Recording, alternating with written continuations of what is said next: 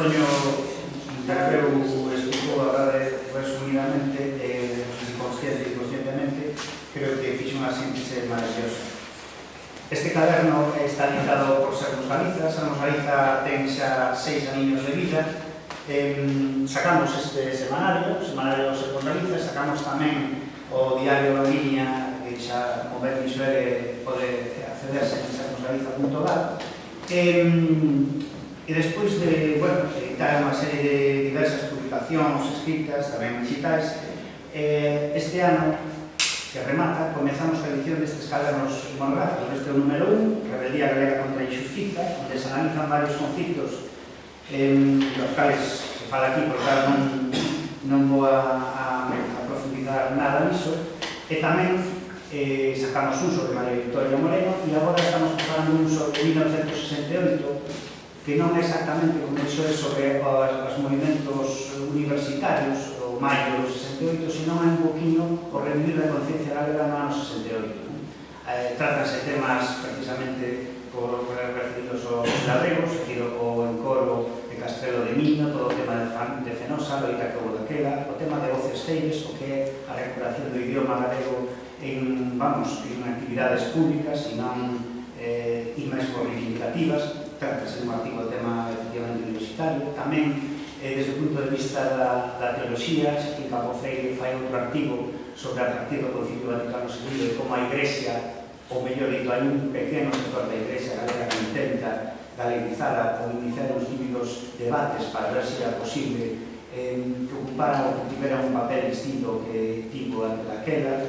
E hai moitos máis artigos de Garallegue, tamén sobre o tema da revivir das institucións culturais da década dos 60, que lo que eran o Xogalo, o Facho. Ben, é un número un poquinho, e agora, por iso preparei un pouco explicarlo, sabe, en 15 días, é un poquinho a línea que temos cos cadernos, que temas sacar a superficie determinados temas que o mellor xa son algo coñecidos. Normalmente intentamos aportar unhas ideas moito explicando máis, pero dándolle, sobre todo, un valor de conxunto de como somos como povo, que conciencia temos, a que se deben determinadas fenómenos, a recuperación da nosa conciencia, a recuperación ou determinadas movilizacións. Ben, todo ese é o traballo que queremos facer como editora desde un punto de vista independente. E por último, e xa remato, está o tema dun proxecto que iniciamos, podedes ver despois se queredes aí un folletinho do Diario Galego, que sendo semanario levando 6 anos, e vendo como a diferencia das outras nacións do Estado, de Cataluña e Euskadi, non hai ningún diario escrito en lingua galega, pois a posibilidade de poñelo en marcha. Vámoslo a intentar facer, necesitamos 3.000 suscripcións, compromisos de suscripción, aquí veñen a como facelo, explico os motivos, as características.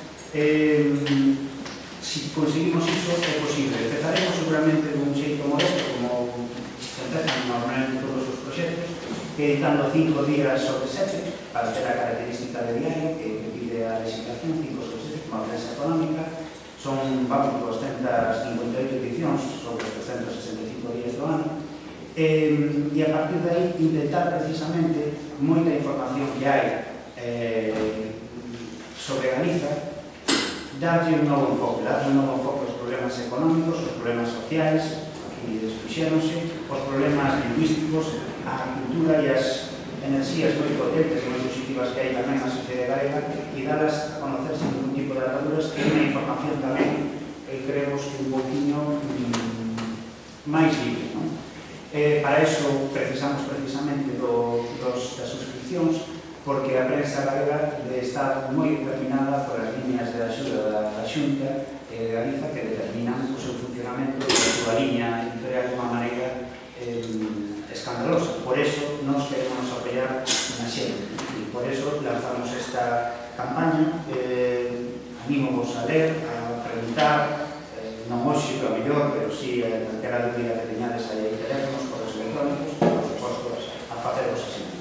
Mais nada, era un poquinho como editores do caderno, estar aquí, agradecerte a posibilidade de explicaros, e máis nada, xa